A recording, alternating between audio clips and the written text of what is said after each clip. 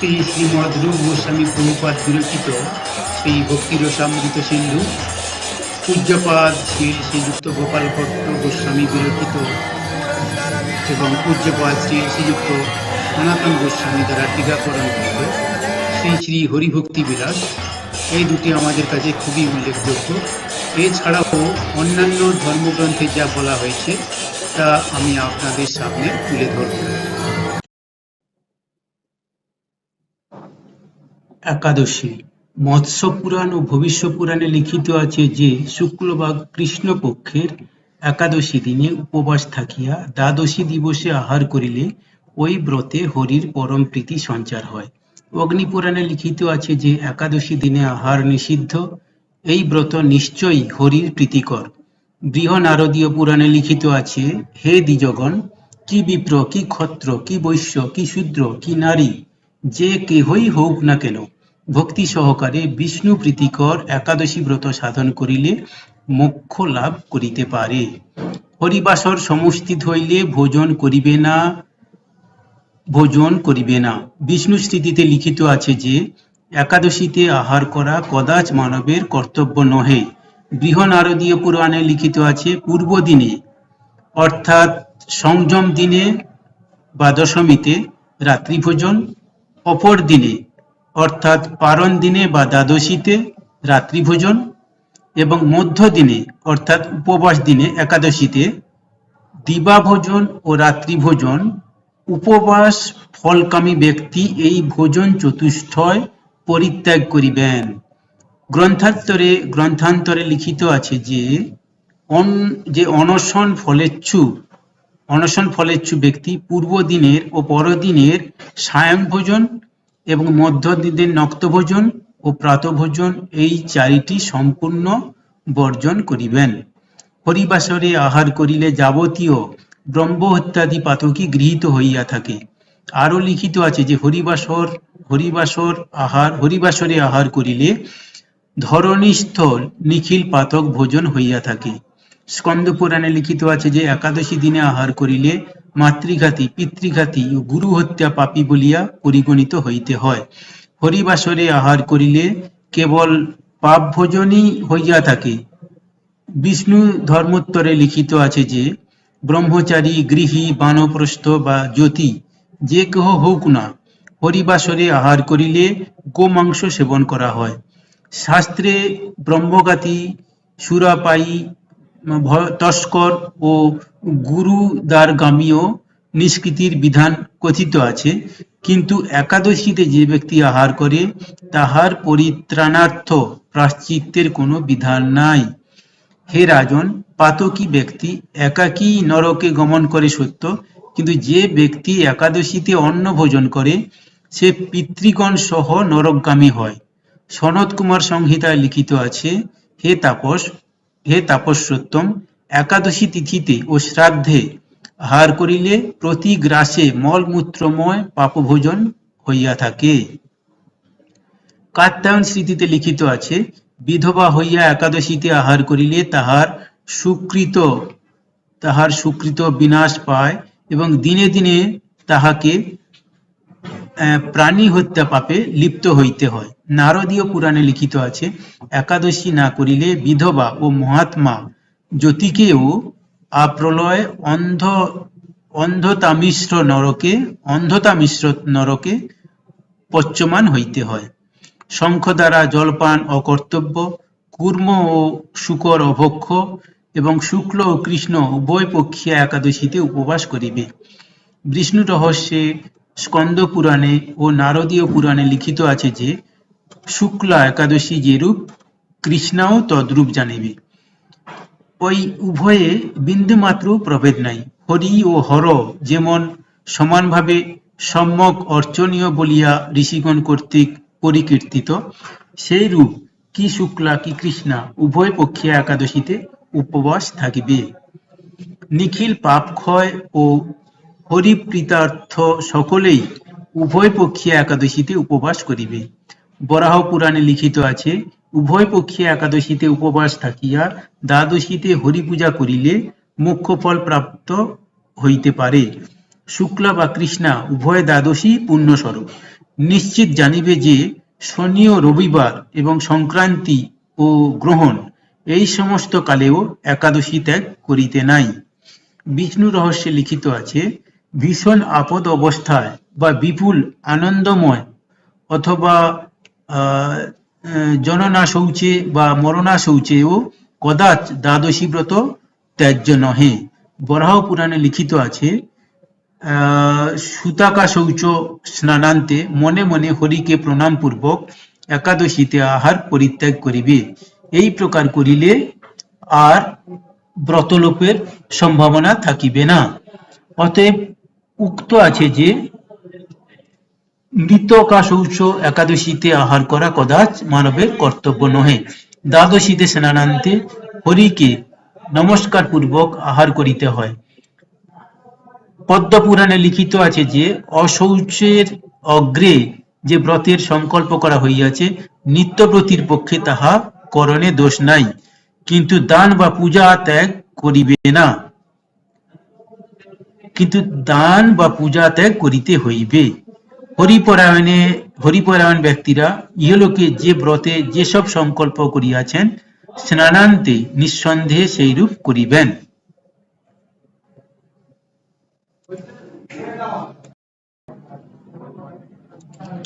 পদ্মপুরাণে পুষ্কর খণ্ডে লিখিত আছে, হে রাম, উপবাস দিবসে নৈমিত্তিক শ্রাদ্ধ উপস্থিত হইলে তদ্দিন বর্জন পূর্বক দ্বাদশীতে শ্রাদ্ধ করিতে হয়। স্কন্দ পুরাণে লিখিত আছে, নিত্য স্বরূপিণী একাদশীতে নৈমিত্তিক শ্রাদ্ধ সমুস্থিত হইলে একাদশীতে উপবাসী থাকিয়া দ্বাদশী দিবসে শ্রাদ্ধানুষ্ঠান করিবে। নারদ পুরাণ ও কাত্যায়ন স্মৃতিতে লিখিত আছে, ৮ বৎসর বয়ক্রমের পর অপূর্ণ ৮০ বর্ষ যাবৎ অর্থাৎ ৮ থেকে ৭৯ বৎসর বয়স পর্যন্ত একাদশীতে উপবাস করা মানবের কর্তব্য। স্কন্দ পুরাণে শ্রী শিবের উক্তি আছে, হরিবাসরে আহার করিলে তাহাকে শৈব বা সৌর অথবা আশ্রমে কিংবা তীর্থসেবী বলিয়া পরিগণিত করা যায় না, সে শপথ অপেক্ষাও সমধিক পাপী।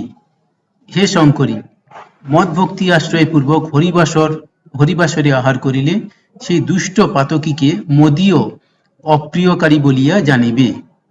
বরাহ পুরাণে লিখিত আছে যে সাগ্নিক ব্রাহ্মণ যজ্ঞ প্রভৃতিতে দীক্ষিত হইয়া যদি উপবাসে অক্ষম হন, তাহা হইলে পুত্রগণকে অথবা অপর বিপ্রকে প্রতিনিধি স্বরূপ উপবাস করাইবেন এবং সামর্থ্য অনুসারে বেদবিদ বিপ্রকে দান করিবেন। নিজের জন্য উপবাস করিলে যে ফল হয়, পিতৃ বা মাতৃ প্রভৃতির উদ্দেশ্যে উপবাস করিলে তদপেক্ষা শতগুণ পুণ্য সঞ্চার হইয়া থাকে। আর যাহার উদ্দেশ্যে ব্রত অনুষ্ঠিত হয়, তিনিও ব্রতের সম্পূর্ণ ফলভাগী হন। পতির উদ্দেশ্যে একাদশীতে উপবাস করিলে সেই নারী শতগুণ পুণ্যভাগিনী হইয়া থাকেন। পারদর্শী ঋষিগণ এইরূপ কীর্তন করিয়া গিয়াছেন। তৎপতিও উপবাসের ফলভাগী হন, সন্দেহ নাহি।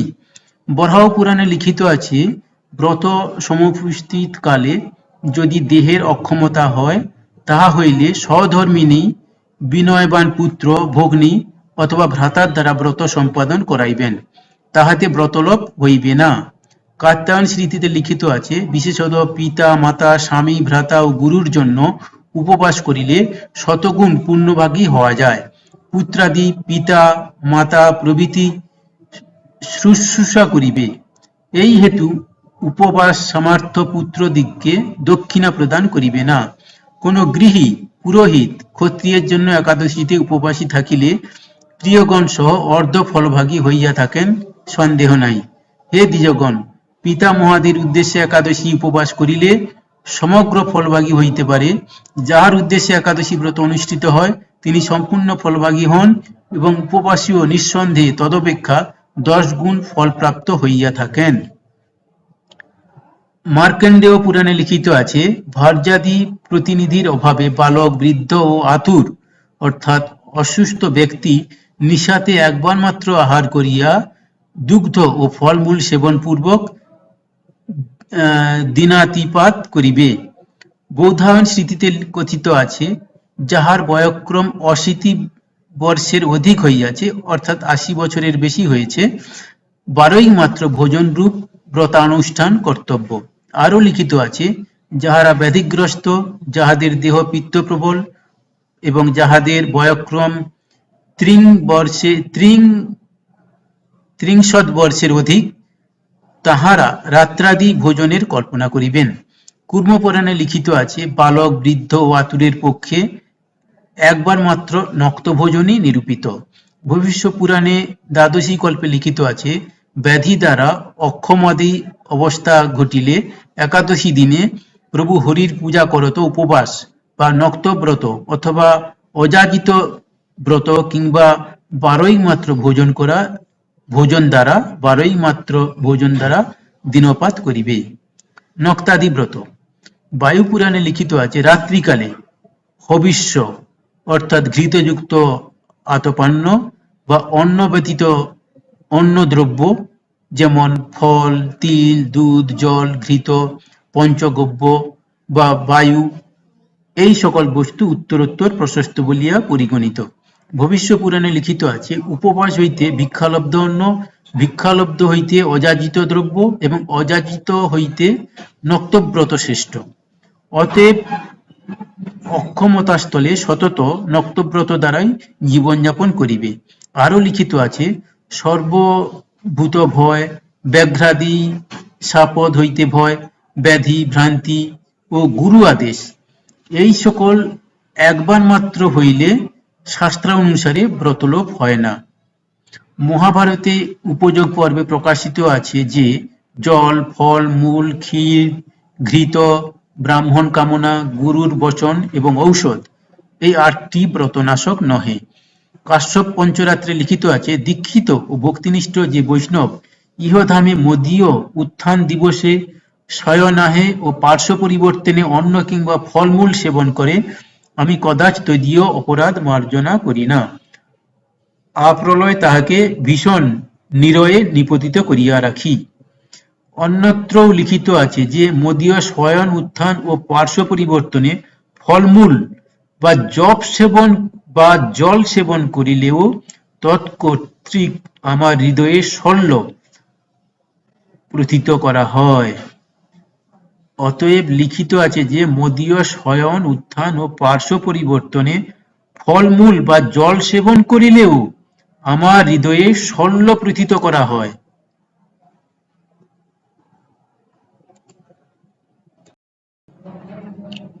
শিশুগণের রক্ষণার্থ জননীর ন্যায় এবং রোগীর পরিত্রাণার্থ ঔষধবৎ সর্বজন রক্ষণার্থ একাদশী তিথির সৃজন হইয়াছে।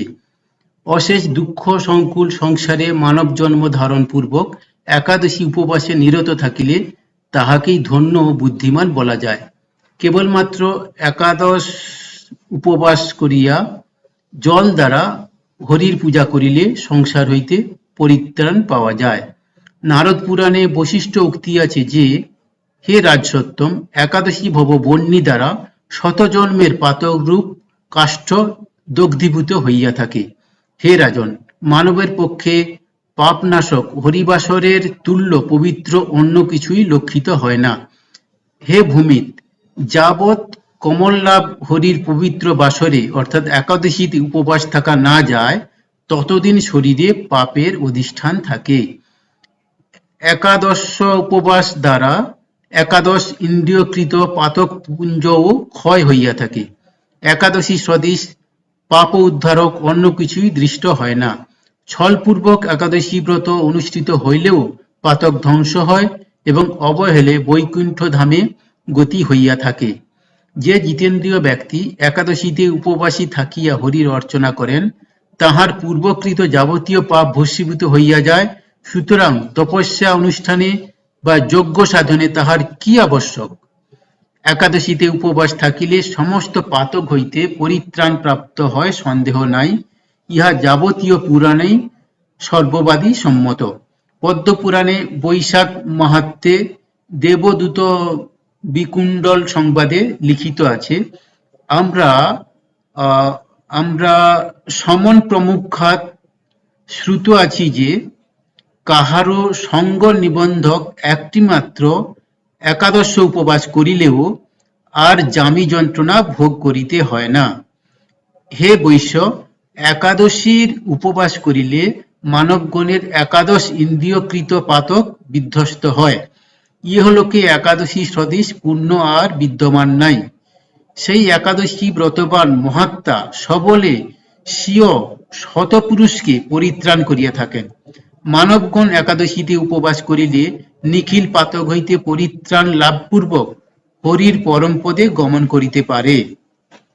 হে সৌম্য, একটিমাত্র একাদশী সম্যক অনুষ্ঠিত হইলেই আর দান, তপ অনুষ্ঠান বা তীর্থ সেবনে কি প্রয়োজন? হে শুভ্রু, একাদশী বিসর্জন পূর্বক দান, তপ, স্নান অথবা অপর কোনরূপ পুণ্যাচরণই মুক্তির কারণ হইতে পারে না। 12ই মাত্র একাদশীতে উপবাসী থাকিলে পাতকপুঞ্জ বিধ্বস্ত হইয়া যায়। যমদূতা অনুশাসনে বলা আছে, যাহারা একাদশীতে উপবাস করে আমি তাহাদিগের কোনো পাতকই গ্রহণ করি না, সমস্তই ক্ষমা করিয়া থাকি। হে শতানন্দ, ধরাধামে একাদশীতে উপবাসী থাকিলে আমি তদীয় 3 কুল, পিতৃকুল, মাতৃকুল ও শ্বশুরকুলের পরিত্রাণ করিয়া থাকি। সমত কুমারের উক্তি আছে যে, সহস্র সহস্র পাপানুষ্ঠান ও শত শত বিপ্রহত্যা করিয়াও ভক্তি সহকারে একটিমাত্র একাদশী ব্রত সাধন করিলে পতিব্রতা লাভ করিতে পারে। বৃহনারদীয় পুরাণে একাদশী মাহাত্ম্যের আরম্ভে লিখিত আছে যে, একাদশীতে উপবাস করিয়া মহাপাপী বা সর্বপাপে পাতকী ব্যক্তিও পরমপদ লাভ করে।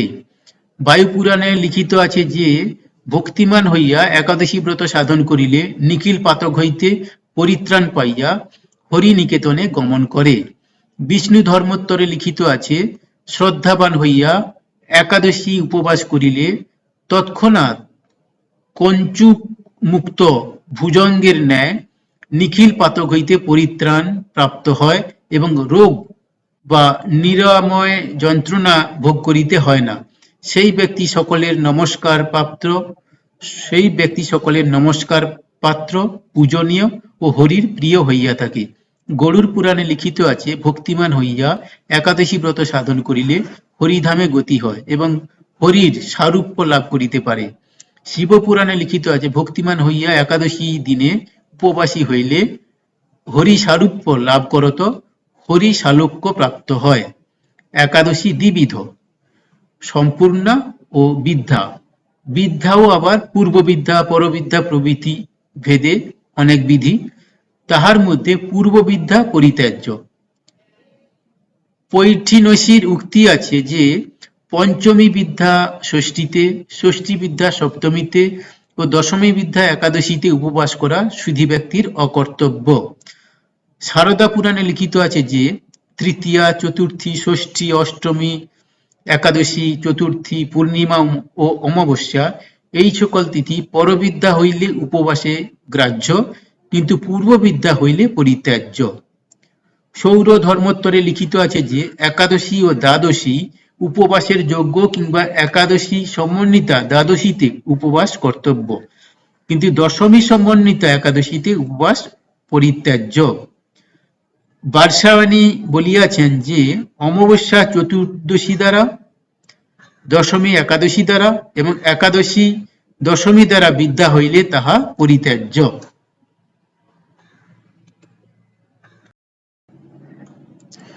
দশমী বিদ্যা একাদশীতে কদাচ উপবাস করিবে না। তদ্দিনে উপবাস করিলে শত বর্ষার্জিত পুণ্যের হ্রাস, পরমায়ু ক্ষয় হয়, সন্ততি বিনাশ পাইয়া থাকে। ব্রহ্মপুরাণে ব্রতখণ্ডে লিখিত আছে, দশমীর শেষ সমন্বিত একাদশীতে উপবাস করিলে ইহ বা পর উভয়ই সুখলাভে বঞ্চিত হইতে হয়। ধৃতরাষ্ট্র মৈত্রেয় সকাশে স্বীয় পুত্রের মৃত্যু বিষয়ে প্রশ্ন করিলে মৈত্রেয় বলিয়াছিলেন, হে নৃপতে, তুমি পূর্বে স্বধর্মিণীর সহিত দশমী শেষ সমন্বিতা একাদশীতে উপবাস করিয়াছিলে, সেই হেতু তোমার ও তোমার স্ত্রীর পুত্রবিয়োগ ঘটিয়াছে।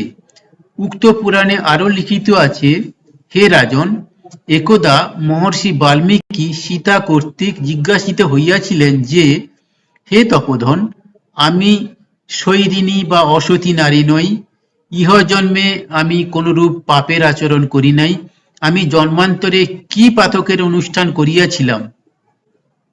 মহর্ষি প্রবর মহর্ষি প্রবর বাল্মীকি রামবল্লভার এই কথা শুনিয়া বহুক্ষণ চিন্তা করত কহিলেন, দেবী, তুমি পুরাকালে দশমী বিদ্যা একাদশীতে উপবাস করিয়া হরিপূজা করিয়াছিলে, সেই জন্য এই ফল ফলিয়াছে।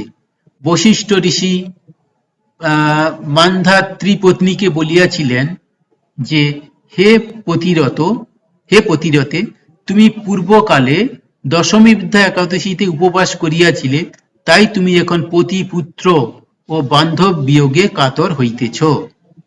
কূর্ম পুরাণ, নারদীয় পুরাণ ও বিষ্ণু রহস্যে লিখিত আছে যে, দশমী শেষ সংযুক্ত একাদশীতে উপবাস করিলে সেই মূঢ়মতির দ্বাদশ বার্ষিকী একাদশীর ফল হ্রাস পায়। এইরূপ বিদ্যা একাদশীতে উপবাস করিলে দুঃখ ও দারিদ্র্য ভোগ করিতে হয়। যে ব্যক্তি দশমী বিদ্যা একাদশীতে জাগরণ করে, ভগবান জনার্দন তাহাকে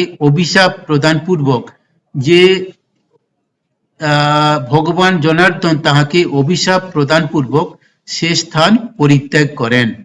দশমী শেষ বিদ্যা একাদশীতে ব্রত করিলে তাকে বিপ্রঘাতী, নারীঘাতী, শিশুহন্তা ও গুরুঘাতীর পাতকে পরিলিপ্ত হইতে হয়। মানবগণের পক্ষে একাদশীও যদ্রূপ, দ্বাদশীও সেইরূপ। চক্রপাণি হরির এই ব্রতে উক্ত তিথিদ্বয় সমানই ফলপ্রদ। সুতরাং দশমী ফল সংযুক্ত একাদশী বর্জন পূর্বক শুদ্ধ একাদশীতে অর্থাৎ দ্বাদশীতে উপবাসী থাকিয়া ত্রয়োদশীতে পালন করা কর্তব্য।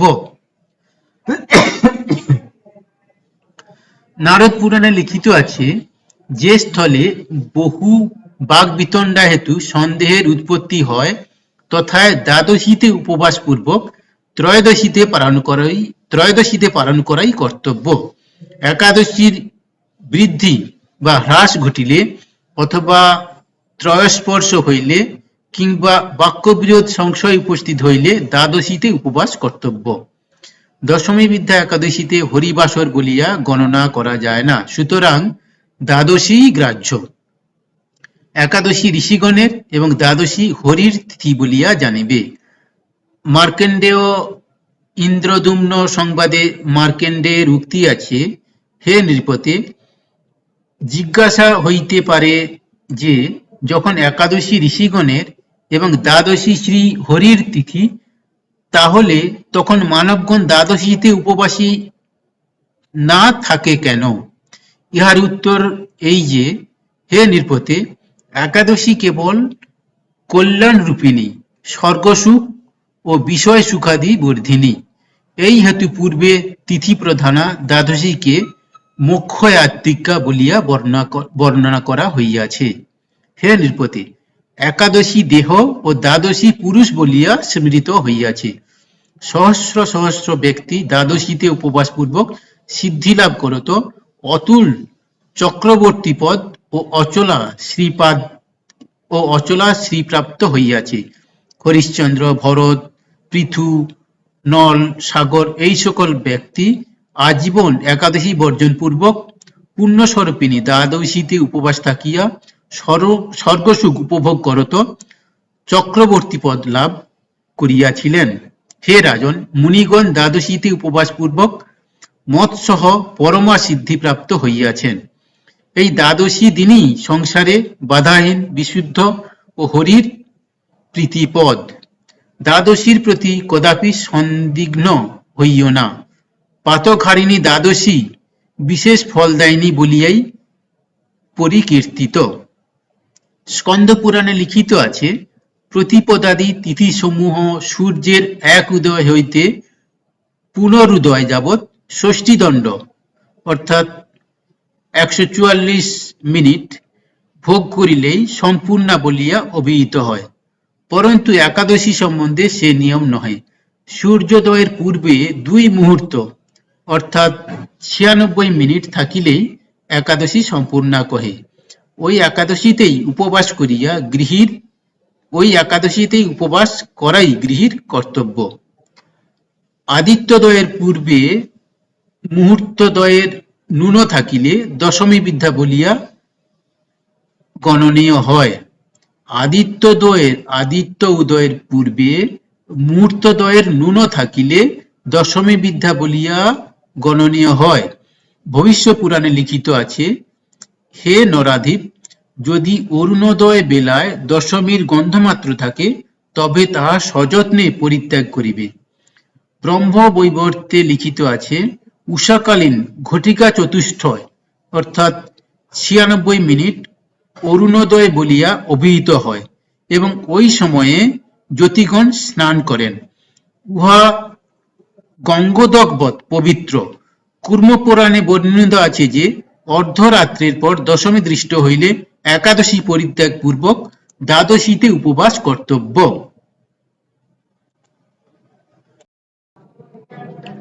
গরুড় পুরাণে লিখিত আছে যে আদিত্যদয় হইতে আরম্ভ করিয়া ষষ্ঠী দণ্ড অর্থাৎ ১৪৪ মিনিট ব্যাপিনী একাদশী হইলেই সম্পূর্ণা বলা যায়, কিন্তু উহা পরিত্যাজ্য।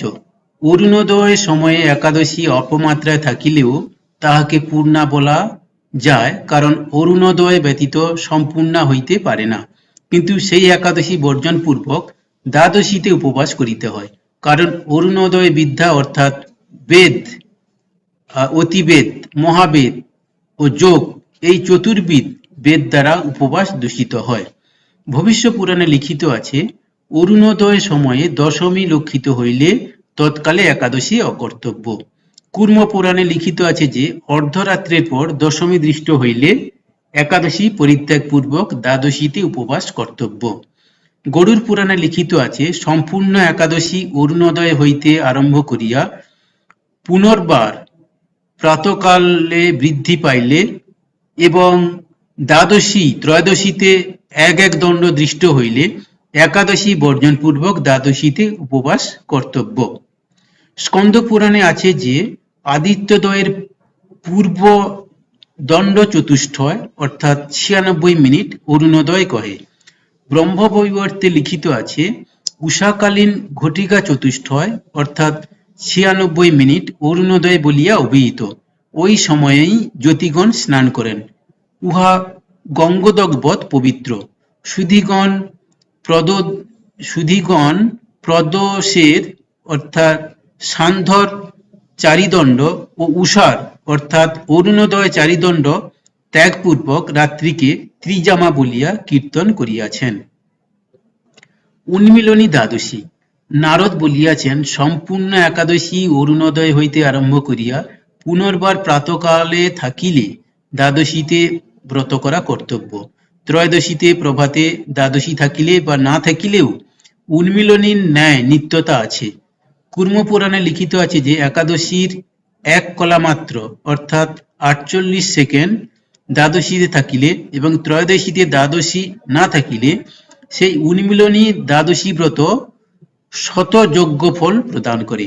ভবিষ্য পুরাণে লিখিত আছে যে একাদশীর এক কলামাত্র দ্বাদশীতে দৃষ্ট হইলে এবং ত্রয়োদশী বৃদ্ধিপ্রাপ্ত না হইলে দ্বাদশী তিথিতে উপবাসী পুত্রবান গৃহীর কর্তব্য। বঞ্জলি দ্বাদশী। স্কন্দ পুরাণে লিখিত আছে, অরুণোদয় হইতে আরম্ভ করিয়া সম্পূর্ণ একাদশী হইলে এবং দ্বাদশী সম্পূর্ণ হইয়া তৎপরদিন ত্রয়োদশীতে কিঞ্চিদ অংশ থাকিলে একাদশী বর্জন পূর্বক দ্বাদশীতে উপবাস কর্তব্য। কালিকা পুরাণে লিখিত আছে, একাদশী সম্পূর্ণ হইলে এবং পরদিন দ্বাদশী বৃদ্ধিপ্রাপ্ত হইলে দ্বাদশীতেই উপবাস কর্তব্য। দ্বাদশীর কলামাত্র ত্রয়োদশীতে থাকুক বা না থাকুক কিংবা দ্বাদশীতেই পালন কর্তব্য। দ্বাদশীর কলামাত্র ত্রয়োদশীতে থাকুক বা না থাকুক বিকলা দ্বাদশীতেই পালন কর্তব্য। একাদশী বর্জন পূর্বক দ্বাদশীতে উপবাস করিবে এবং দ্বাদশীতেই পালন কর্তব্য। ত্রিস্পৃহা দ্বাদশী। নারদ পুরাণে লিখিত আছে যে যেদিন একাদশী ও দ্বাদশী হইয়া নিশাশেষে ত্রয়োদশী হয় তাহার নাম ত্রিস্পৃহা। কূর্ম পুরাণে লিখিত আছে যে একাদশী, দ্বাদশী ও নিশাশেষে ত্রয়োদশী এই প্রকার ত্রিমিশ্রিতা তিথিকেই ত্রিস্পৃহা কহে। দ্বাদশীতে উপবাস করা মোক্ষকামীগণের কর্তব্য। পক্ষবর্ধিনী দ্বাদশী, প্রথমে অমাবস্যার অথবা পূর্ণিমা ষষ্ঠীদণ্ড বৃদ্ধি পাইলে সেই একাদশী পরিত্যাগ করিবে এবং দ্বাদশীতে উপবাস করিবে। যদি অমাবস্যা অথবা পূর্ণিমা সম্পূর্ণ হইয়া প্রতিপদে বৃদ্ধি পায় তাহলে দ্বাদশীতে উপবাস করিবে। নক্ষত্র সংযোগে জয়া, বিজয়া, জয়ন্তী ও পাপনাশিনী এই চতুর্বিধ দ্বাদশী ভেদ রয়েছে, অর্থাৎ এখানে দ্বাদশীতে উপবাস করতে হয়।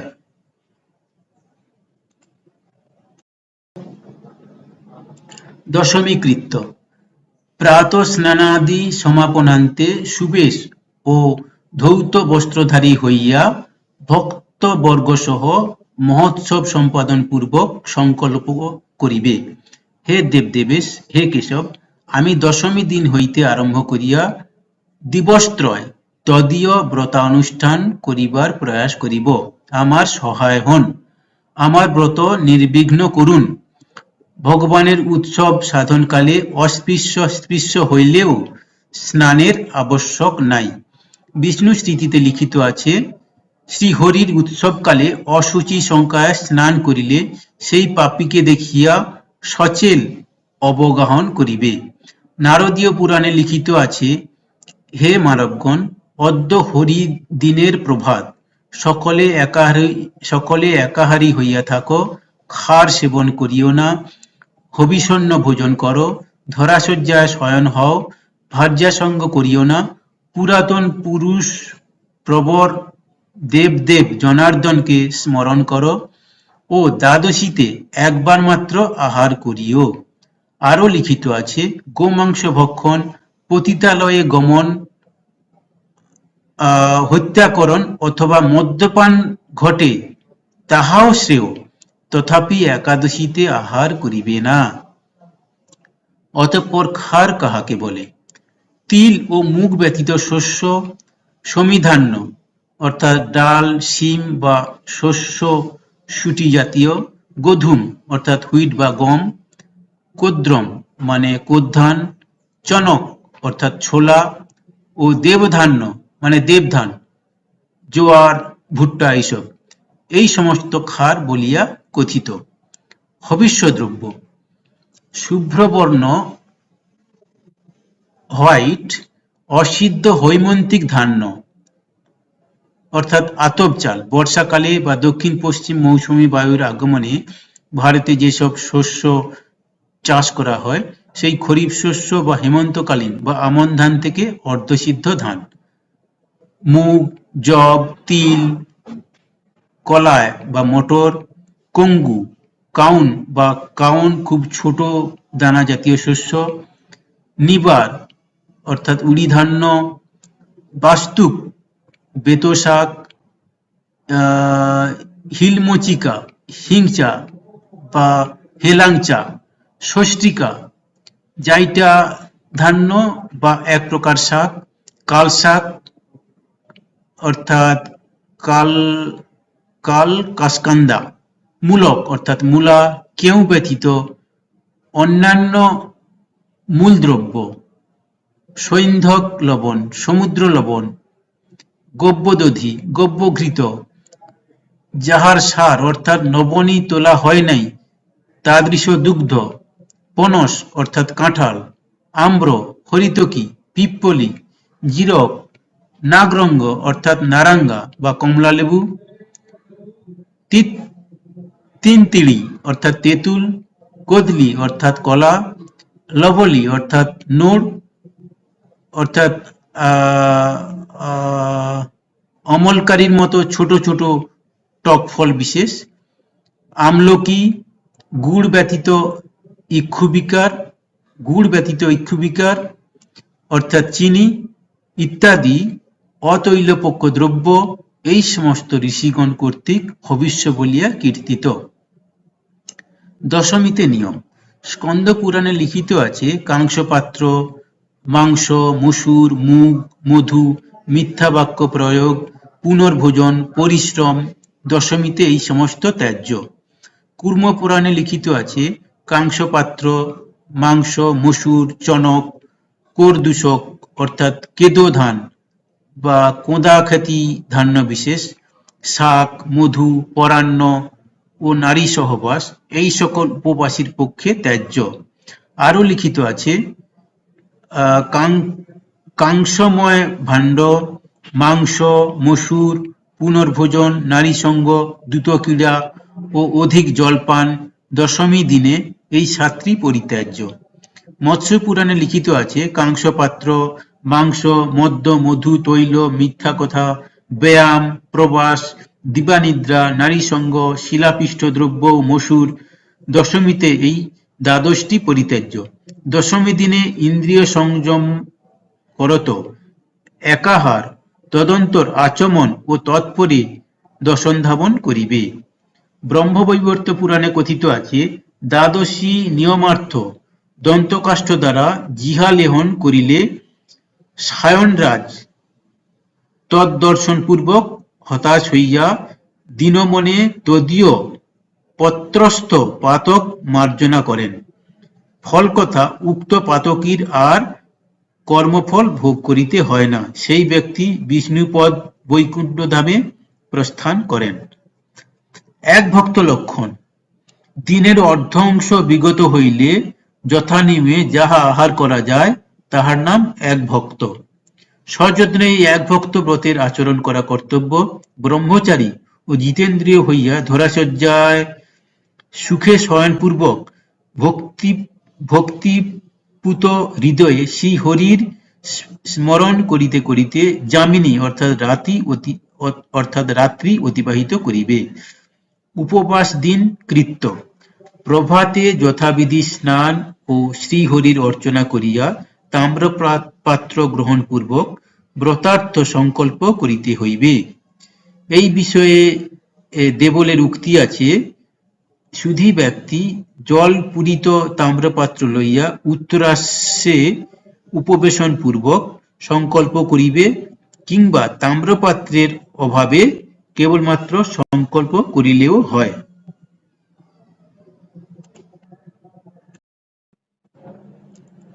উক্ত সংকল্প মন্ত্র: হে পুণ্ডরীকাক্ষ, হে অচ্যুত, আমি একাদশীতে উপবাস পূর্বক পরদিন আহার করিব, আপনি মদীয় শরণস্থান হউন। এই মন্ত্র পাঠ করত হরিপদদ্বয়ে কুসুমাঞ্জলি দিয়া তৎপরে মন্ত্রপুত বাড়ি পান করিবে। এই বিষয়ে মার্কণ্ডেয়ের উক্তি আছে, সমাহিত চিত্তে বারত্রয় অষ্টাক্ষর মন্ত্রের অভিমন্ত্রিত করিয়া জলপান করাই উপবাস ফলেচ্ছুর কর্তব্য। তদন্তর প্রভুর অর্চনা ও সংকল্প মন্ত্র পাঠপূর্বক দেবদেবের উদ্দেশ্যে পুষ্পাঞ্জলি নিবেদন করিবে। অর্ধরাত্রির পর দশমী থাকিলে একাদশীর পূর্ব চারি প্রহর ত্যাগপূর্বক সংকল্প করিতে হয়। সুতরাং উপবাস নিষ্ঠা ব্যক্তিরা এই চারি প্রহরের পর স্নান ও অর্চনাদি করিবে। উপবাস বিষয়ে ভোগসমূহ। আচ্ছা, বলে নিই, এখানে অষ্টাক্ষর মন্ত্র বলা হয়েছে। অষ্টাক্ষর মন্ত্র অর্থাৎ ওং নমো নারায়ণায়, ওং নমো নারায়ণায়, ওং নমো নারায়ণায়, 3 বার এই মন্ত্র জপ করতে হবে। তো উপবাস বিষয়ে ভোগসমূহ। শতাতপ বলিয়াছেন, গন্ধ, ভূষণ, বসন, মাল্য, অনুলেপন, প্রলেপ অর্থাৎ লেপন বা সাধন দ্রব্য, দশনধাবন ও অঞ্জন অর্থাৎ সুরমা বা কাজল উপবাসে দোষবহ। ব্যাসের উক্তি আছে যে, পুষ্প, ভূষণ, বসন, ধূপ, গন্ধ, অনুলেপন, দশনধাবন ও অঞ্জন এই সকল উপবাসে দূষণীয়। উপবাসে পাপসমূহ। শতাতপের উক্তি আছে যে, মিথ্যা কথন, পুনঃ পুনঃ জলপান, তাম্বুল ভক্ষণ, দ্রুতক্রীড়া, দিবানিদ্রা ও মৈথুন এইসব একাদশীতে ত্যাগ করিবে। বিষ্ণু পুরাণে লিখিত আছে, পাতকী পাষণ্ডীগণের সহিত সম্ভাষণ বা তাহাদিগকে স্পর্শ করিবে না। অধিকিন্তু ক্রিয়া অনুষ্ঠানকালে অথবা যজ্ঞ প্রভৃতিতে তাহাদিগের সহিত সম্ভাষণ ও তাহাদিগকে স্পর্শ করা দীক্ষিতজনের অকর্তব্য। প্রায়শ্চিত্তকরণ। পাষণ্ডীকে দেখিলে সূর্য দর্শন দ্বারা সুবুদ্ধির উচিত। পাষণ্ডীকে দেখিলে সূর্য দর্শন দ্বারা সুবুদ্ধির উচিত।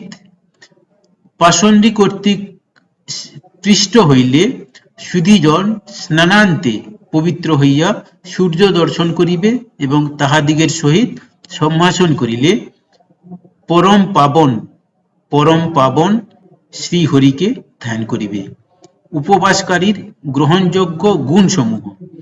ভবিষ্য পুরাণে লিখিত আছে যে ক্ষমা, সত্য, দয়া, মৌন, শৌচ, ইন্দ্রিয় নিগ্রহ অর্থাৎ শরীরের ইন্দ্রিয় সমূহকে লোভ্য বস্তু থেকে বিরত রাখা, দেবার্চনা, হোম, সন্তোষ ও অস্তেয় অর্থাৎ চুরি না করা, এই 10 বিধ ধর্ম যাবতীয় ব্রতেরই সাধারণত অধিষ্ঠিত। পদ্মপুরাণে যম ধূম্রকেতু সংবাদে লিখিত আছে, হিংসারসীন জিতেন্দ্রীয় ব্যক্তি দশমীতে সংযমপূর্বক একাদশী দিনে হরি সংকীর্তন দ্বারা দিনাতিপাত করিবে। বিষ্ণু ধর্মোত্তরে লিখিত আছে, প্রভুর মন্ত্র বা নাম জপ, হরিচিন্তন ও ভগবত কথা শ্রবণাদি উপবাসকৃত্য এই সমস্ত গুণ সুধীগণ কর্তৃক কীর্তিত হইয়াছে। একাদশী দিনে পূজা আদি।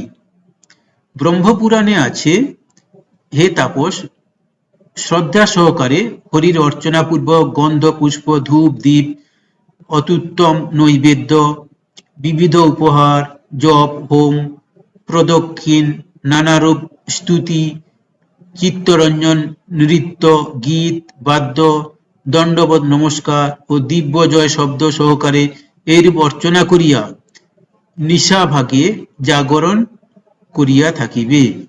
কিন্তু শ্রী হরিকথা কীর্তন করে হরিপরায়ণের কর্তব্য। কিংবা শ্রী হরিকথা কীর্তন করে হরিপরায়ণের কর্তব্য, কিংবা পুরাণ শ্রবণাদি করত যামিনী অতিবাহন করিবে। হরিবাসর জাগরণ নিত্যতা।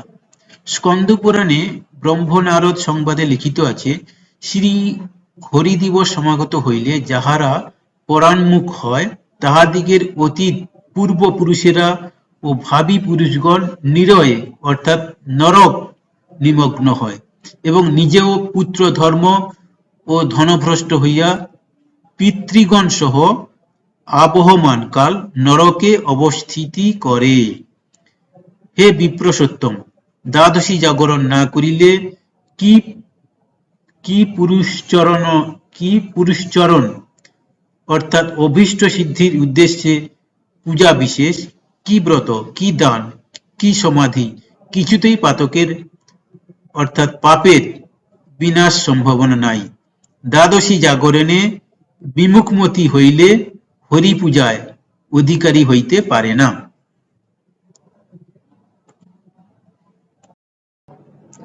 হরিবাসরে জাগরণ মাহাত্ম্য। স্কন্দ পুরাণে ব্রহ্মনারদ সংবাদে ও প্রহ্লাদ সংহিতায় লিখিত আছে, দ্বাদশীতে জাগরণ না করিয়া গয়াধামে পিণ্ডদান অথবা তীর্থস্থান বা নানারূপ যজ্ঞানুষ্ঠান করিলেও পিতৃগণের মুক্তির প্রাপ্তির সম্ভাবনা নাই। যে কোন রূপ অবস্থাতেই হোক না, সকল অবস্থাতেই হরি দ্বাদশীতে জাগরণ করিলে প্রতি প্রহরে সেই জাগরণকারীর সহস্র অর্থাৎ হাজার জন্মার্জিত পাতক অর্থাৎ পাপ ভস্মীভূত হইয়া যায়। হে দ্বিজ, শ্রী হরির জাগরণে নিশাকালে দীপদান করিলে সেই দীপ যতক্ষণ প্রজ্বলিত থাকে তাবৎ নিমিষে সে ব্যক্তি শত গোদান ফল প্রাপ্ত হয়। যদি বহুবিধ পুষ্প দ্বারা অর্চনা করে তবে প্রতি কুসুমে অশ্বমেধের ফল প্রাপ্ত হইতে পারে। শ্রীহরির জাগরণে জনার্দনের অর্চনাপূর্বক অগ্রুর কাষ্ঠের ধূপ প্রদান করিলে অর্ধ নিমেষ মধ্যে তদীয় শত তিলপাত্র দানের ফল হইয়া থাকে। হে দ্বিজ, 1 মাস যাবৎ ঘৃত সম্বলিত গুল গুল ধূপ অর্পণ করিলে যে পুণ্য হয়, শ্রীহরির জাগরণে নিমেষমাত্র ঐ ধূপদান করিলে তৎসমস্ত পুণ্য লাভ করিতে পারে। শ্রীহরিকে বসন অর্পণ করিলে সেই বসনে যতসংখ্যক সূত্র থাকে, দাতা ততসংখ্যক মন্বন্তর হরিধাম অবস্থিতি করেন। সুতরাং কি শুক্ল কি কৃষ্ণ উভয় পক্ষীয় হরিবাসরেই জাগরণ করা কর্তব্য। একাদশী জাগরণে বিমুখ বংশে বহু সন্তানেরও কোনো আবশ্যক নাই। দ্বাদশী জাগরণকারী একমাত্র পুত্রই পূর্বপুরুষগণকে পরিত্রাণ করিতে পারে। ব্রহ্মা নারদকে বলিয়াছিলেন, হে বৎস, দ্বাদশী জাগরণের যে সকল মাহাত্ম্য বর্ণন করিলাম, ইহা অধ্যয়ন করিলে শতকুল পরিত্রাণ করিতে সমর্থ হইতে পারে। কলিকালে কি ধ্যান, কি গঙ্গোদক অর্থাৎ গঙ্গার জল, কি জপ কিছুই পবিত্র নহে, একমাত্র হরিবাসরে জাগরণই পবিত্র। হরিবাসরে জাগরণ। উমামহেশ সংবাদে আছে, কলিকালে বিনা জাগরণে একাদশী যাপিত হইলে নিঃসন্দেহে সেই সকল ব্যক্তির জীবন বিফল ও তাহারা নিজেও বিনষ্টস্বরূপ। হে গৌরী, হরিদিনে জাগরণ করিলে অশ্বমেধ সহস্র ও বাজপেয়যুত অপেক্ষায়ও কোটিগুণ পুণ্যপ্রাপ্ত হওয়া যায়। হে ভামিনী অর্থাৎ হে দেবী, শ্রী হরিদিনে অর্থাৎ হরিবাসরে জাগরণ করিলে সেই জাগরণ পিতৃকুল, মাতৃকুল ও শ্বশুরকুলের ঊর্ধ্বতা অর্থাৎ পরিত্রাণ হয়। দ্বাদশী জাগরণে বিমুখ হইয়া অযুত যজ্ঞ করিলেও কি কাম, কি অর্থ, কি সম্পদ, কি পুত্র, কি যশ, কি চিরন্তনী পারলৌকিক গতি কিছুরই লাভের আশা নেই। হে গৌরী, প্রবাসে বা পথিমধ্যে ক্লান্ত হইয়াও যে ব্যক্তি হরিবাসরে জাগরণ ত্যাগ না করে,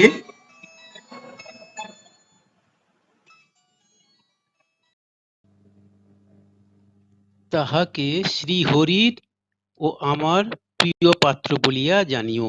হে দেবী, জাগরণ রাত্রে হরির উদ্দেশ্যে দীপ প্রদান করিলে ভাবান্ধকার হইতে মুক্ত হইয়া শ্রীহরির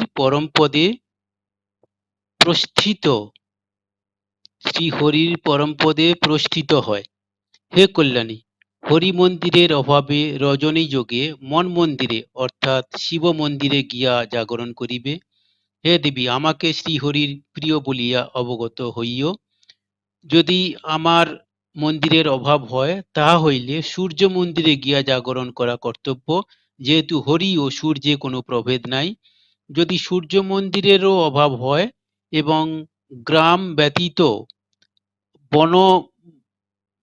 বন মধ্যেও হরিবাসর ঘটে, তবে গগন মার্গস্থ হরির ত্রিপাদ প্রতি নেত্রপাত পূর্বক চক্রধর হরির জাগরণ করা উচিত, কিংবা যে স্থানে হরির চলমূর্তি বা শালগ্রাম শিলা বিরাজিত আছেন তথায় গিয়া জাগরণ করিবে। যদি গগনমণ্ডল ঘন জালে আবৃত থাকা নবন্ধক হরির পদদ্বয় দৃষ্টিগোচর না হয়, তাহা হইলে অশ্বত্থ মূলে গমনপূর্বক জাগরণ করিবে। হে গৌরী, ধাত্রী তরুতলে, তুলসী কানন সন্নিধানে, তীর্থ অথবা নদী সলিলে যেখানেই হোক না কেন জাগরণ করা কর্তব্য। হে মহাদেবী, এই সমস্তের অভাব ঘটিলে হরির প্রতি মানসিক ভক্তি রাখিয়া জাগরণ কর্তব্য। পদ্মপুরাণে দেবদূত বিকুণ্ডল সংবাদে লিখিত আছে, হে বৈশ্য, যদি কেহ হরিবাসরে রজনী যোগে জাগরণ পূর্বক মাধবের আরাধনা করে, তাহা হইলে সেই ব্যক্তি পিতৃকুলের পূর্ব 10 পুরুষ, মাতৃকুলের পূর্ব 10 পুরুষ এবং শ্বশুরকুলের পূর্ব 10 পুরুষকে নিশ্চিত পরিত্রাণ করিতে পারে। প্রহ্লাদ সংহিতায় প্রহ্লাদের উক্তি আছে যে, ব্রহ্ম হত্যাদি যত কিছু পাতক অর্থাৎ পাপ আছে, হরিবাসরে জাগরণ করিলে তৎসমস্ত খণ্ড খণ্ড হইয়া ধ্বংসপ্রাপ্ত হয়। যথায় শ্রী হরিবাসরে জাগরণ দৃষ্ট হয়, তথায় নারদ প্রমুখ ঋষিগণ, ব্যাসাদি মুনিগণ ও নিরন্তর হরিপূজা পরায়ণ আমি অর্থাৎ প্রহ্লাদ উপস্থিত থাকি। বারাণসী, পুষ্কর, প্রয়াগ, নৈমিষারণ্য, গয়া, শালগ্রাম ক্ষেত্র, অর্বুদ পবিত্র অরণ্য ও সুপূর্ণ মথুরাপুরী এই সকল তীর্থ সর্বদা হরির জাগরণ স্থলে অধিষ্ঠিত থাকেন। পারণ নিবেদনকৃত্য। কাত্যায়নেরও উক্তি আছে যে প্রভাতে স্নানান্তে হরির অর্চনপূর্বক উপবাস অর্পণ করিতে হয়, তৎপরে ব্রত সিদ্ধার্থ হরিকে স্মরণপূর্বক পারণ করিতে হইবে। হে কেশব, আমি অজ্ঞান অন্ধকারে অন্ধীভূত হইয়া রহিয়াছি, এই ব্রত দ্বারা আপনি সুমুখ হইয়া মৎ প্রতি প্রসন্ন হউন, আমাকে জ্ঞাননেত্র প্রদান করুন। এই দ্বাদশীতে প্রভাতে স্নানাদি উপচার প্রদান করিতে নাই।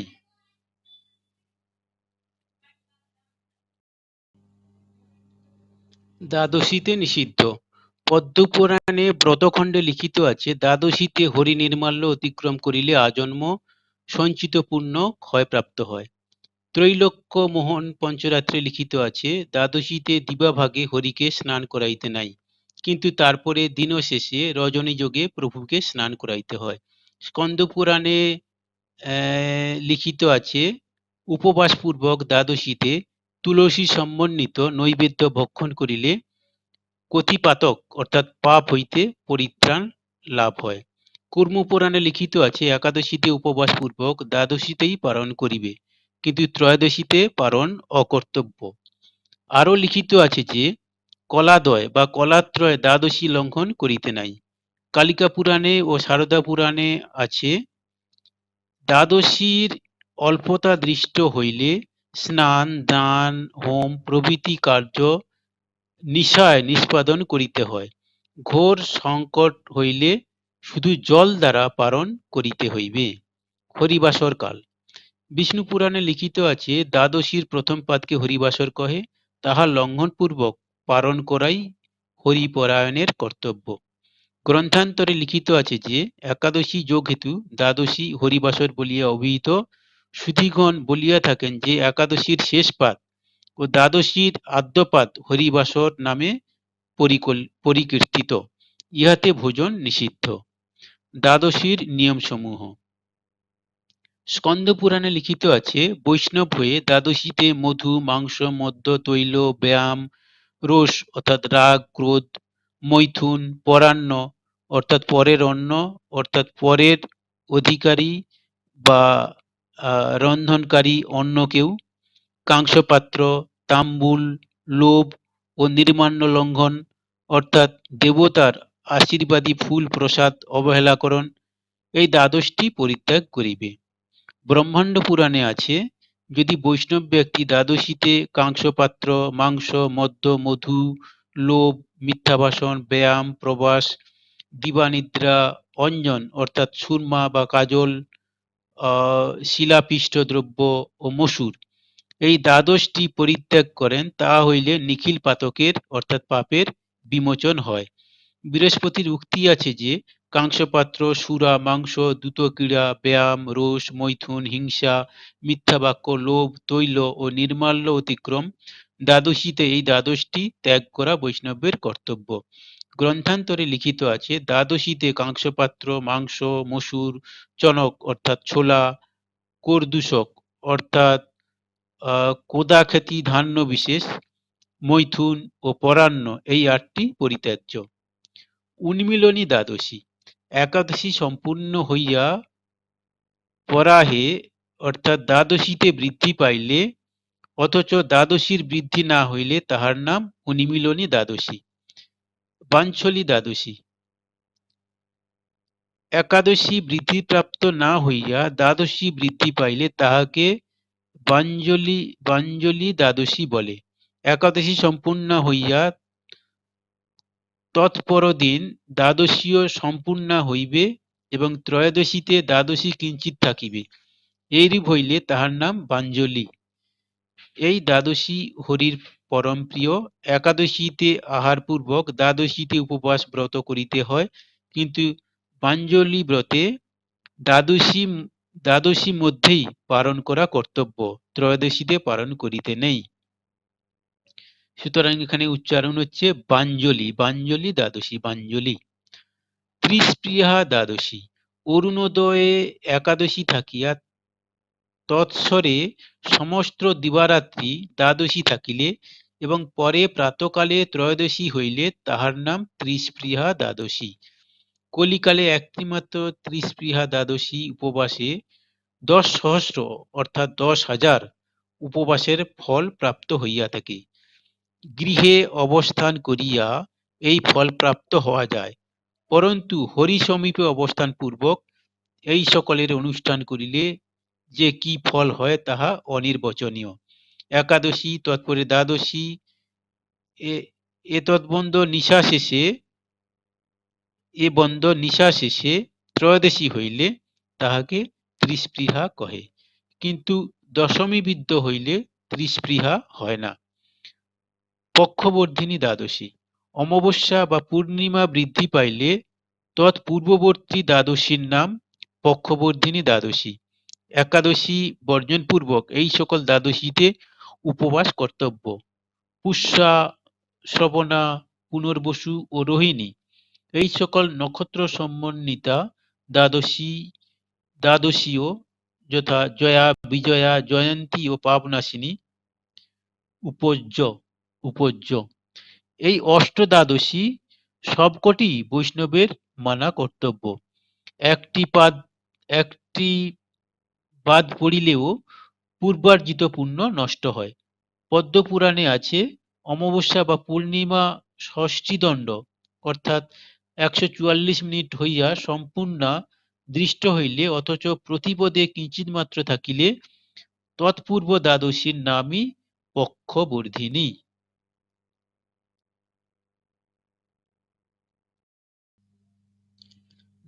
নক্ষত্রযোগে দ্বাদশী, জয়া, বিজয়া, জয়ন্তী ও পাপনাশিনী এই চারিটি দ্বাদশীর নিরূপণ। শুক্লা দ্বাদশীতে পুনর্বসু, শ্রবণা, রোহিণী ও পুষ্যা এই চারি নক্ষত্র আদিত্যদ্বয় অর্থাৎ আদিত্যের উদয় হইতে আরম্ভ করিয়া ষষ্ঠীদণ্ড 144 মিনিট বিদ্যমান, অধিক, সমান বা ন্যূন অর্থাৎ কম হইলে উক্ত নক্ষত্র চতুষ্টয় যুক্তা দ্বাদশীতে ব্রত করা কর্তব্য। অথবা যদি আদিত্যদ্বয়ের অগ্রে অরুণোদয়ে কিংবা তৎপূর্বে ওই নক্ষত্র চতুষ্টয় প্রবৃত্ত হইয়া ষষ্ঠীদণ্ড বিদ্যমানে ষষ্ঠীদণ্ড ভোগ করত ত্রয়োদশীতে বর্ধিত হয় কিংবা কেবলমাত্র ষষ্ঠীদণ্ড ভোগ করে, তাহা হইলে উক্ত দিনে ব্রত কর্তব্য, কিন্তু ষষ্ঠীদণ্ড অপেক্ষা ন্যূন অর্থাৎ কম হইলে ব্রত করিবে না। শ্রবণা ব্যতীত পুনর্বসু, রোহিণী ও পুষ্যা এই নক্ষত্র ত্রয়যোগে মহাদ্বাদশীতে ব্রত করিতে হইলে আদিত্যের অস্তগমন যাবৎ দ্বাদশী থাকা উচিত। অস্তগমনের ন্যূনে দ্বাদশীর অবসান হইলে পূর্বকথিত প্রমাণে নক্ষত্রযোগ দ্বাদশী ব্রত হইতে পারে না, এবং পূর্বকথিত লক্ষণে শ্রবণা নক্ষত্রের সংযোগে আদিত্য অষ্টের আগে দ্বাদশী শেষ হইলে সেই দ্বাদশীতেই ব্রত করণীয়। জয়া প্রভৃতি মহাদ্বাদশীর পারণ উপবাস দিবসে নক্ষত্র ও তিথি বর্ধিত হইয়া পারণ দিনে কিঞ্চিৎ থাকিলে তিথির আধিক্যস্থলে নক্ষত্রের শেষে পারণ করিবে ও নক্ষত্রের আধিক্যস্থলে তিথি মধ্যে পারণ কর্তব্য। পারণ দিনে দ্বাদশী না থাকিলে ও রোহিণী ও শ্রবণা বৃদ্ধি পাইলে নক্ষত্র মধ্যে, আর পুনর্বসু ও পুষ্যা বৃদ্ধি পাইলে উহাদের অবসানে পারণ করিবে। কৃপণতা না করিয়া ব্রত করা এবং শ্রীহরি প্রীতার্থ জাগরণ করা বৈষ্ণবের কর্তব্য। হে নৃপ, রজনীর শেষে ব্রতকৃত্য অর্থাৎ ব্রতের উপকরণ শ্রীমূর্তাদি গুরুদেবকে অর্পণ করিলেই ব্রত পরিপূর্ণ হয়। কিভাবে একাদশী সঠিকভাবে পালন করবেন? 3 দিন খুবই গুরুত্বপূর্ণ, সেগুলি হলো দশমী, একাদশী এবং দ্বাদশী। পদক্ষেপ: 1 নম্বর পয়েন্ট, দশমীর দিনে অর্থাৎ দশমীতে তাড়াতাড়ি উঠুন এবং তারপর মুখ ব্রাশ করুন। তাড়াতাড়ি উঠুন মানে ব্রাহ্ম মুহূর্তে। তারপর ব্রাহ্ম মুহূর্তে স্নান করুন। সারাদিন স্নানের আগে বা পরে শরীরে কোনো ধরনের তেল বা লোশন ব্যবহার করবেন না। 2 নম্বর পয়েন্ট, দশম দিনে হালকা সাদা রঙের পোশাক ব্যবহার করুন। কোনো নীল, সবুজ বা রক্তের রঙের পোশাক ব্যবহার করবেন না এবং তারপর পূজা কক্ষ বা সাধারণ ঘরে যাবেন। তারপর ঘরের উত্তর পূর্ব কোণে যান এবং তারপরে বসুন স্বাভাবিক উপায়ে একটি আসনে, কাপড় কম্বলের তৈরি একটি চতুর্ভুজ আসনে। তারপর পূর্ব দিকে তাকান বা পূর্ব দিকে মুখ করে বসুন। আপনি যেখানে আপনার ঈশ্বরের ছবি রাখতে পারেন, সম্ভব হলে আপনি সেখানে 3টি ধূপ জ্বালাতে পারেন। তারপর আপনার ডান হাতের তালুতে কয়েক ফোঁটা জল নিন। পারলে তার সঙ্গে 1টি বা 2টি তুলসী পাতা নিন। নিয়ে তারপর ভগবানের কাছে সংকল্প করুন। সংকল্প এইভাবে করতে হবে, মানে 3 বার ভগবানের নাম করতে হবে এবং সেখানে আপনার যার উদ্দেশ্য করবেন তার নাম গোত্র এখানে উদাহরণ হিসেবে বলা হয়েছে এইভাবে: ওং নমো নারায়ণায়, ওং নমো নারায়ণায়, ওং নমো নারায়ণায়। হে আমার প্রিয় প্রভু, আজ দশমী, দয়া করে আমার সাথে থাকুন। আমি আমার পিতার জন্য আগামীকাল একাদশীর উপবাস করতে যাচ্ছি। আমার পিতার নাম শ্রী সমর দত্ত, গোত্র শাণ্ডিল্য। আমি আমিষ এবং নিষিদ্ধ খাবার এড়িয়ে যাব। তারপর তারপর হাতে নেওয়া সেই জল পান করুন। 3 নম্বর পয়েন্ট, শুধু একবার দুপুরে খাবার খেতে হবে। সম্ভব হলে রাতে না খেয়ে থাকুন অথবা রাতে খুব হালকা খাবার গ্রহণ করুন। 4 নম্বর পয়েন্ট, আপনার মুখ ব্রাশ করুন। কম্বল ও মাদুর নিয়ে মাটিতে ঘুমান। বেড ব্যবহার করবেন না। 5 নম্বর পয়েন্ট, ভক্তিমূলক গান শোনার চেষ্টা করুন সারাদিন এবং শুধুমাত্র ভক্তিমূলক সিনেমা দেখুন, বই পড়ুন, যাতে আপনি আপনার ঈশ্বরকে বারবার স্মরণ করতে পারেন। তারপর 11তম দিন অর্থাৎ একাদশী দিনে 1 নম্বর পয়েন্ট, তাড়াতাড়ি উঠুন এবং আপনার মুখ ব্রাশ করবেন না। শুধুমাত্র 12 বার আপনার মুখে কিছু জল নিন এবং দাঁত ব্রাশ করার জন্য আঙ্গুল ব্যবহার করুন। পূর্বের দিন আমরা খাওয়ার পরে দন্তমঞ্জন করেছি, অতএব আজকে আর দাঁত মাজার দরকার নেই। কোনো ব্রাশ কিছুই ব্যবহার করবেন না। শুধু বারবার জল নিয়ে আঙ্গুল দিয়ে মুখ পরিষ্কার করবেন এবং ব্রাহ্ম মুহূর্তে স্নান করুন। সারাদিন স্নানের আগে বা পরে শরীরে কোনো ধরনের তেল বা লোশন ব্যবহার করবেন না। 2 নম্বর পয়েন্ট, 11তম দিনে হালকা সাদা রঙের পোশাক ব্যবহার করুন। কোনো নীল, সবুজ বা রক্তের রঙের পোশাক ব্যবহার করবেন না এবং তারপর পূজা কক্ষ বা সাধারণ ঘরে যাবেন। তারপর ঘরের উত্তর পূর্ব কোণে যান এবং তারপর সেখানে একটি আসনে বসুন এবং দরকার হলে সেখানে ঈশ্বরের, ভগবানের ছবি রাখুন। আপনি সেখানে 3টি ধূপ জ্বালাতে পারেন। তারপর আপনার ডান হাতের তালুতে কয়েক ফোঁটা জল নিন।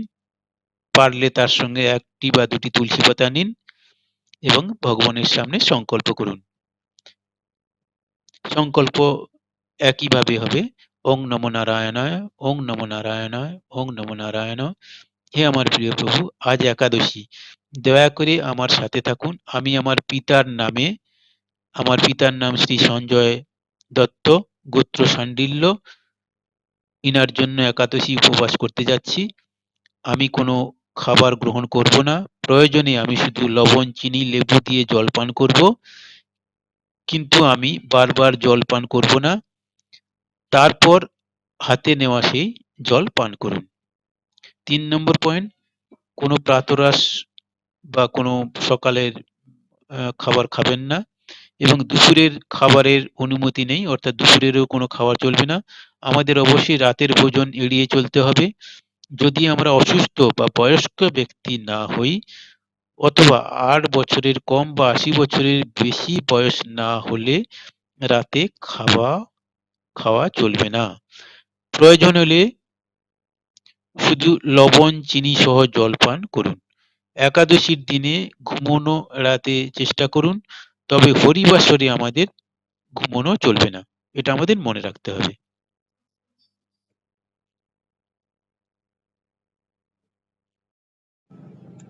4 নম্বর পয়েন্ট, অত্যন্ত গুরুত্বপূর্ণ পয়েন্ট, হরিবাসরে অর্থাৎ দ্বাদশীর পুরো সময়টাকে 4 দ্বারা ভাগ করুন। তারপর প্রথম অংশ নিন। আমরা অবশ্যই কোনো জল পান করব না। যদি আমরা জলও পান করি তাহলে এটি একটি ত্রিশূল দিয়ে ভগবানকে আঘাত করার সমতুল্য হবে এবং আমাদের ঘুমানো উচিত নয়। সবচেয়ে ভালো হবে যদি আমরা একাদশীর শেষ অংশ যোগ করতে পারি। একাদশীর পুরো সময়টাকে 4 দ্বারা ভাগ করুন, তারপর শেষ অংশটি নিন। তো এটা প্রায় 10 থেকে 14 ঘন্টার সময়, অর্থাৎ দ্বাদশীর প্রথম ভাগ এবং একাদশীর শেষ ভাগ। 5 নম্বর পয়েন্ট, ভক্তিমূলক গান শোনার চেষ্টা করুন সারাদিন এবং শুধুমাত্র ভক্তিমূলক সিনেমা দেখুন, বই পড়ুন, যাতে আপনি আপনার ঈশ্বরকে বারবার স্মরণ করতে পারেন। এখন দ্বাদশী অর্থাৎ দ্বাদশী দিনে 1 নম্বর পয়েন্ট, তাড়াতাড়ি উঠুন এবং আপনার মুখ ব্রাশ করুন এবং আপনার মুখ ব্রাশ করবেন না। তাড়াতাড়ি উঠুন কিন্তু আপনার মুখ ব্রাশ করবেন না। বারবার আপনার মুখের মধ্যে সামান্য জল নিয়ে দাঁত ব্রাশ করুন এবং আঙ্গুল ব্যবহার করুন। তারপর ব্রাহ্ম মুহূর্তে স্নান করুন। সারাদিন স্নানের আগে বা পরে শরীরে কোনো ধরনের তেল বা লোশন ব্যবহার করবেন না। 2 নম্বর পয়েন্ট, 12তম দিনে হালকা সাদা রঙের পোশাক ব্যবহার করুন। কোনো নীল, সবুজ বা রক্তের রঙের পোশাক ব্যবহার করবেন না। তারপর পূজা কক্ষ বা সাধারণ ঘরে যান। তারপর ঘরের উত্তর পূর্ব কোণে যান এবং তারপর সেখানে একটি আসনে বসুন। প্রয়োজন হলে সেখানে ধূপকাঠি জ্বালান। তারপর আপনার ডান হাতের তালুতে কয়েক ফোঁটা জল নিন, সম্ভব হলে 1টি বা 2টি তুলসী পাতা নিন। তারপর ভগবানের কাছে সংকল্প করুন, ওং নমো নারায়ণায়, ওং নমো নারায়ণায়, ওং নমো নারায়ণায়। হে আমার প্রিয় প্রভু, আজ দ্বাদশী। আমি গতকাল আমার পিতার জন্য একাদশীর উপবাস করেছিলাম। আমার পিতার নাম শ্রী সমর দত্ত, গোত্র শাণ্ডিল্য। এইভাবে বলবেন আপনার নিজের পিতার নাম বা মাতার নাম, যার জন্য আপনি করবেন। আমি সূর্যোদয়ের পর পালন করব এবং তারপর আমি দশমীর মতো আমিষ ও নিষিদ্ধ খাবার এড়িয়ে চলব। হে আমার প্রভু, ধন্যবাদ যে আপনি আমার সাথে রয়েছেন। তারপর হাতে নেওয়া সেই জল পান করুন। 3 নম্বর পয়েন্ট, অতঃপর সূর্যোদয়ের পর পালন। 12তম দিনে পূজা কক্ষ বা সাধারণ ঘরে যান। তারপর ঘরের উত্তর পূর্ব কোণে যান এবং তারপর সেখানে বসুন স্বাভাবিক উপায়ে।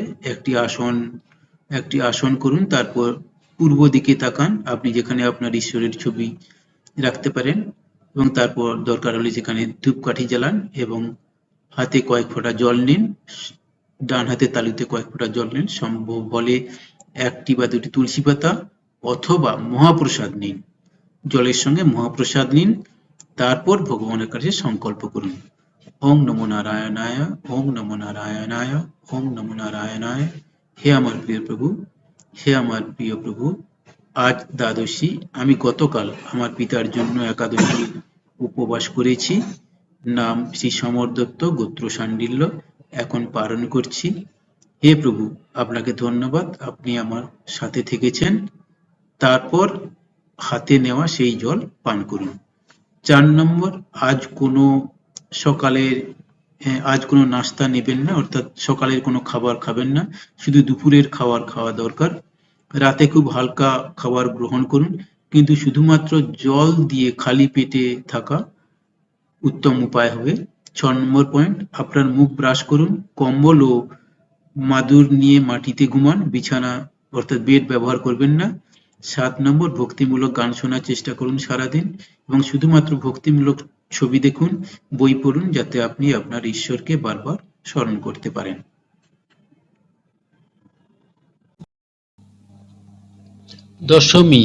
দশমী ও দ্বাদশী দিবসে নিষিদ্ধ খাবার: তিল ও মুগ ব্যতীত শস্য, সমিধান্য অর্থাৎ ডাল, শিম বা শস্য শুটি জাতীয়, গোধূম, হুইট, গম, গোধূম অর্থাৎ হুইট বা গম, কোদ্রক, কোদ্যধান, চনক অর্থাৎ ছোলা, দেবধান্য, তার মধ্যে জোয়ার, ভুট্টা, দেধান এগুলো পড়ছে, মাছ, মাংস, পেঁয়াজ, রসুন, গাজর, বেগুন, ছত্রাক, ব্যাঙের ছাতা, মূলা, দগ্ধ চাল অর্থাৎ সিদ্ধ চাল, অলাবু লাউ, কলমি শাক, কিংশুক, পলাশ ফুল, জগডম্বুর, মধু, এগুলি আমাদের বর্জন করতে হবে।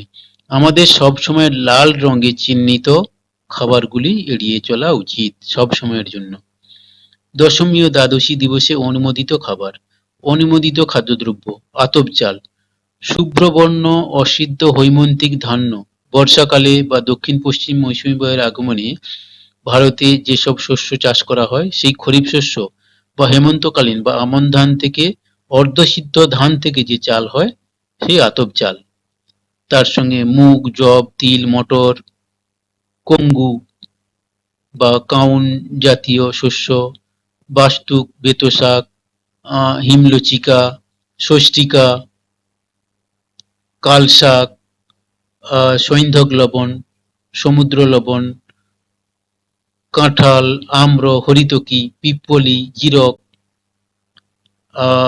নাগরঙ্গ, তারপরে তিত্তিলি মানে তেঁতুল, কদলি মানে কাঁচা কলা, কাঁচা পেঁপে, কাঁচা লঙ্কা, লবলি মানে নোড়, আমলকির মতো ছোট ছোট সাদা টক ফল বিশেষ, আমলকি, গুড়, গুড় নয়, গুড় ব্যতীত ইক্ষুবিকার অর্থাৎ চিনি, গুড় খাওয়া চলবে না, চিনি, সব ধরনের আলু, সব ধরনের বাদাম, সব ধরনের ফল, সূর্যমুখী তেল, বাদাম তেল, হলুদ, আদা, দুধ ও দুধ থেকে তৈরি সমস্ত পণ্য।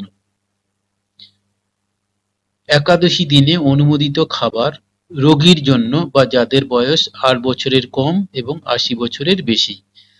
কাঁঠাল, কাঁচা কলা, কাঁচা পেঁপে, সবুজ লঙ্কা, দুধ ও দুধ থেকে তৈরি সমস্ত দ্রব্য, সব ধরনের আলু, সব ধরনের বাদাম, সব ধরনের ফল, সূর্যমুখী তেল, বাদাম তেল, হলুদ, আদা, সামুদ্রিক লবণ ও চিনি। একাদশীর দিনে অনুমোদিত খাবার যারা সুস্থ এবং যাদের বয়স ৮ থেকে ৮০ বছরের মধ্যে। প্রয়োজনে শুধু লবণ, চিনি, লেবু দিয়ে জলপান, কিন্তু বারবার জলপান করা চলবে না। শুধুমাত্র জল দিয়ে খালি পেটে থাকা সেরা ফল লাভের জন্য উপযুক্ত, অর্থাৎ নির্জলা উপবাস উত্তম।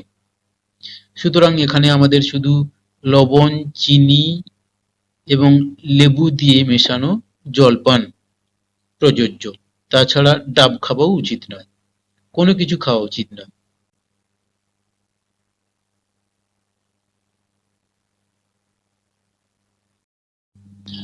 এখানে একটি কথা আমাদের মনে রাখতে হবে, যে আগে বলেছি একাদশীতে কোনো কিছু খাওয়া উচিত নয়, কিন্তু তার থেকে বড় কথা হরিবাসর, হরিবাসরে জলপান করলেও ভগবানকে ত্রিশূল দিয়ে ভগবানের গায়ে আঘাত করার সমান, সেটা আমাদের মনে রাখতে হবে।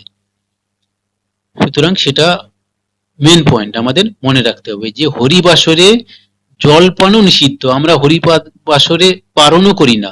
সুতরাং হরিবাসর যে মুহূর্তটা, ওই সময় আমরা কি করে জলপান করতে পারি, সেটা আমাদের বর্জন করতে হবেই হবে। এটি সামারি করে দেওয়া আছে, দশমী, একাদশী, দ্বাদশীতে কি খাওয়া উচিত, ব্রেকফাস্ট, লাঞ্চ, ডিনার এগুলো খাওয়া উচিত কিনা একটা সামারি করে এখানে দেওয়া আছে।